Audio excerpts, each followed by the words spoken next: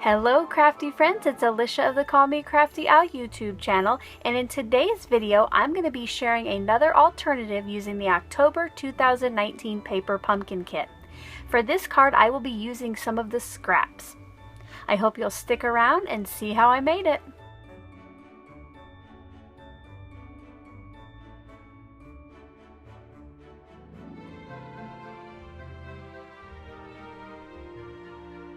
Thank you so much for stopping by today. If this is your first time to my channel, I hope by the end of this video that you'll be inspired to click on that subscribe button below and maybe even tap on that bell for notification. And if you are already a subscriber and regular viewer, welcome back. I'm so glad you're here. Like I mentioned in the intro, I am here today to make an alternative card using the October 2019 paper pumpkin kit. This video is actually one that I tried to film yesterday, but things started to take a bad turn, so I had to stop, regroup, figure out what the card was going to look like again, and now I'm back to go ahead and give it a go. Even though sometimes these videos make it look like making cards is easy or that I have everything figured out, I will tell you right now that is not always the case. Sometimes I have to stop, scrap it, and start over too. So far this month, I have made 4 cards using this kit. I made the one that followed the instructions given with the kit itself. I made this one with a custom wood plank background for the birch trees. I made a shaker card, kind of a snowy forest scene. And then, yesterday I shared the video where I made this 3D card using 3 of the tree images to stack those up on the front. If you would like to see how I made any of these cards, I will link all of them in the description box below. If you have been watching my alternative videos very long, you know that I love to use the scraps from the kit. And something that I've done a couple times is use the scraps that were left over from the die cuts and did this glitter technique. I think it adds a little pizzazz and it keeps me from having to throw this in the recycle bin. So for my pieces today, normally I would cut this on camera and tell you the dimensions, but because I kind of already started this card, everything is cut. So I will try to pop up the dimensions on the screen as I'm telling you what all I'll be using. Now, as soon as I start the process of the card, I will go to a voiceover. If I don't answer something in that voiceover and you have a question, make sure to leave that in the comment section below and I'll get back to you just as soon as I can. Let's go ahead and start with the non-kit parts, just so when I get to the kit parts we can talk about the dimensions. I will be using a scrap of stick-it adhesive for the glitter technique, and for my glitter I will be using Martha Stewart's Sterling Silver Glitter. From the kit I'll be using the Night of Navy ink spot, the Winter Wishes sentiment stamp, and I will be stamping that onto the blue foil lined sentiment tag. For the rest of the card, I will be using the scrap of paper that the die cuts came from. I did not change the size on this at all. This is just the size that came in the kit. For the wood grain paper, this is actually the inside of one of the envelopes. If you would like to know how I take my envelopes apart, make sure to check out the wood plank background alternative, and I show you how I slice that open. This piece is 3 3/4 inches wide by 5 inches tall.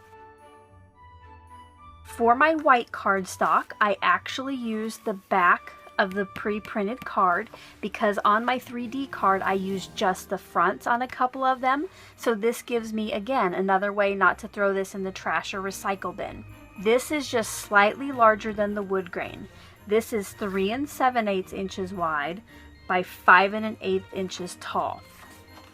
So you'll see it just has a very small border around there. And then I will be using one of the pre-printed cards that came with the kit. Let's go ahead and put this card together.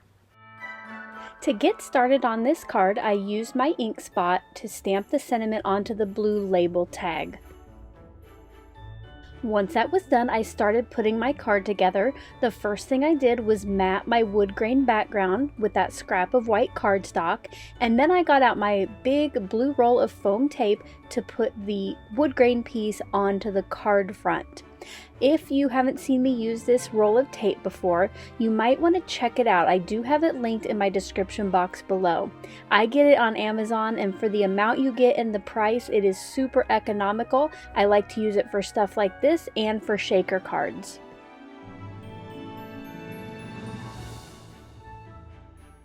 And now it is time to get my focal point ready. I've pulled out my scrap of Stick It adhesive, and all I do is peel back some of the release paper and then place my scrap onto that. Now you'll want to be careful not to touch the open areas where the adhesive is, because your fingers will pull it off. What I do is just rough cut that out of the adhesive, and then you'll see later I will go back in and just trim it closer to the edge so you cannot see that white background.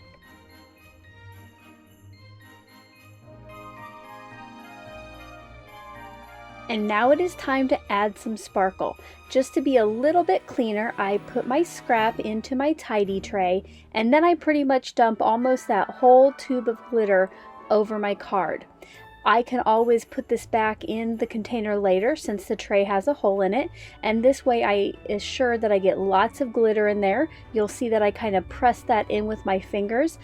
I just want to make sure that everywhere there is adhesive, there is also lots of glitter to stick to it. Before I add the sentiment to the card, I'm going to make a silver thread twine nest. This silver thread is from Stampin' Up. I will have it linked below. I did one of these on a video yesterday if you want to know more details, but this is just a way that you don't have to be very exact. You just kind of toss that thread on the back and it adds just a little bit more shine to your card. Once I have that sentiment placed where I want it on my focal point, I'm going to pull out the mini dimensionals that came with this month's kit and add my scrap piece to the front of the card.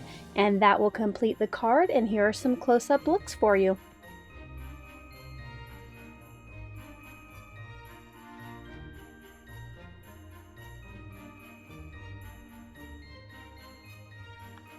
I hope you like that look at how I created my latest alternative card using the October 2019 paper pumpkin kit.